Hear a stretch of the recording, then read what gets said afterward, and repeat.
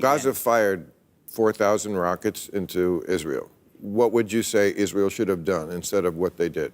So how could you not commit? So, international lawyers are pretty clear that they have a right to defend themselves. They have a right to respond at military targets. But there was a sense that the response was probably a war crime because it did not sufficiently avoid civilian casualties. But they purposely put the rockets in civilian places. There are ways of determining whether someone has moral integrity.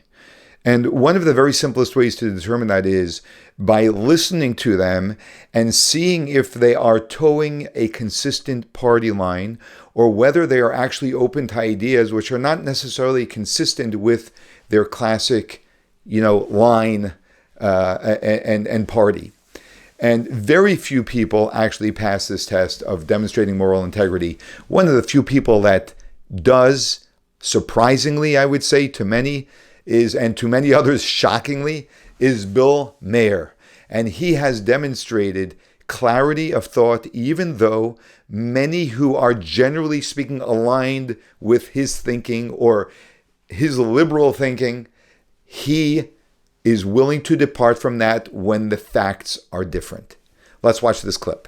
And it was frustrating to me because there was no one on liberal media to defend Israel, really. We've become this country now where we're kind of one-sided on this issue. I would also like to say off the bat that I don't think kids understand, and when I say kids, I mean the younger generations, that you can't learn history from Instagram. There's just not enough space. So I want to go over some of the history, but first I read your column on it, even-handed and brilliant as usual. But let me just quote you off the bat. You say, at home, Israel has a robust democracy that gives more rights to Arab citizens than its neighbors do. This was after all a war with Gaza. Thank God Israel treats its Arab citizens better than Egypt, Syria, or Saudi Arabia treat their Arab citizens. I didn't see much of that in the press, so I was glad to see you say it. Can you put some bones on that? Why do you say they treat their citizens better, their Arab citizens? So, I also said a lot more. And clearly within Israel, then Arab citizens obviously vote. They can serve in the Knesset. They can be judges. Some of the most robust organizations speaking up for Palestinians are organizations like B'Tselem, the human rights organization. That does not happen in Egypt, which obviously massacres Egyptians who support democracy. We've seen what happens in Syria. But I would also say that, I made that point for context. I think it's important to understand that that Israel at home truly is robust. But, I don't think that's a defense for Israel engaging in possible war crimes in Gaza or engaging. Well, Gaza fired 4,000 rockets into Israel. What would you say Israel should have done instead of what they did? So how could you not commit? So, international lawyers are pretty clear that they have a right to defend themselves. They have a right to respond at military targets. But there was a sense that the response was probably a war crime because it did not sufficiently avoid civilian casualties. But they purposely put the rockets in civilian places. That's their strategy. Well, likewise, Israel's defense ministry is in a civilian area. Both sides do this partly because they're crowded countries. I do think that Hamas particularly does this, and I think that's a war crime on the part of Hamas. And clearly, Hamas is engaging in war crimes when it shells War Israel. is a crime. It seems like a silly argument when people go to war. There are certain things that are beyond the pale. This seems like, it was a normal war. People die in war. It's a horrible thing. But we have developed laws of war precisely to restrain the inhumanity of war. We don't allow chemical weapons. But I don't know how else you respond to when you have what if Canada fired 4,000 rockets into America, or Mexico, which is an even better analogy because we actually did steal the land from Mexico. I would submit that Israel did not steal anybody's land. This is another thing I've heard in the last couple of weeks, words like occupiers and colonizers and apartheid, which I don't think people understand the history there. the Jews have been in that area of the world since about 1200 BC, way before the first Muslim or Arab walked the earth, 1,000 years before. I mean, Jerusalem was their capital.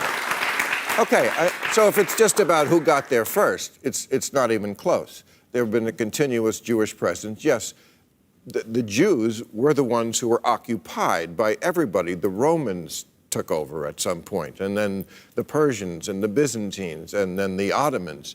So yes, there was colonization going on there.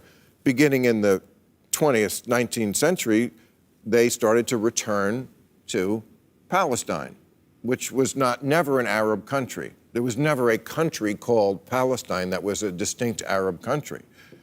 And yes, there was a problem there because there was two people who wanted to share the land, which is why the UN in 1947 said, okay, we're going to partition it. We have the map. I want to show people forget what the map looks like. This is what was on the table at the beginning. The green is the part that the Arab population would have gotten. It's a good part of the country. It's the good part, a lot of it. Look what Israel has, a little sliver by the coast and the desert in the south. That second map is what Israel has today. Yes, it is a lot more. But doesn't it behoove the people who rejected the treat, the half a loaf, and then continue attacked? Hamas's charter says they just want to wipe out Israel. Their negotiating position is you all die. And, as far as Gaza goes, it's amazing to me that the progressives think that they're being progressive by taking that side of it, the Bella Hadids of the world, these influencers. I just want to say, in February of this year, a Hamas court ruled that an unmarried woman cannot travel in Gaza without the permission of a male guardian. Really? That's where the progressives are. Bella Hadid and her friends would run screaming to Tel Aviv if they had to live in Gaza for one day. Right. But, I've been to Gaza any number of times, and ordinary Gazans complain about Hamas all the time. I did not perceive Bella Hadid as defending Hamas. I saw her as speaking up for, the 67 kids in Gaza who were killed. Well, she's from the river to the sea, Palestine will be free, is I think what she chanted with people. That is a PLO slogan that means Israel from the river to the sea, is that there will be no more Israel. And what we see here are some amazing things. Bill Maher is very, very clear that Hamas started a war, and they've shot thousands of rockets into Israel. And to say that Israel is committing war crimes by fighting back, even though civilians are being killed, which is what war is, that is ludicrous. And that's what he's telling this gentleman. That's absolutely ridiculous. To say this is a genocide is pure insanity. He's clear about that, even though everyone to the left, which is where he is rooted, says otherwise. And that shows enormous moral integrity. Another point he makes, very clear. Israel the Jews are the indigenous people to the land of Israel. They are not colonizers. The many other people that came into Israel over the centuries are, but Israel was there before Islam even came into existence. Basic history. And he's willing to acknowledge it. It's surprising to say that we have to applaud someone who acknowledges basic facts and basic history.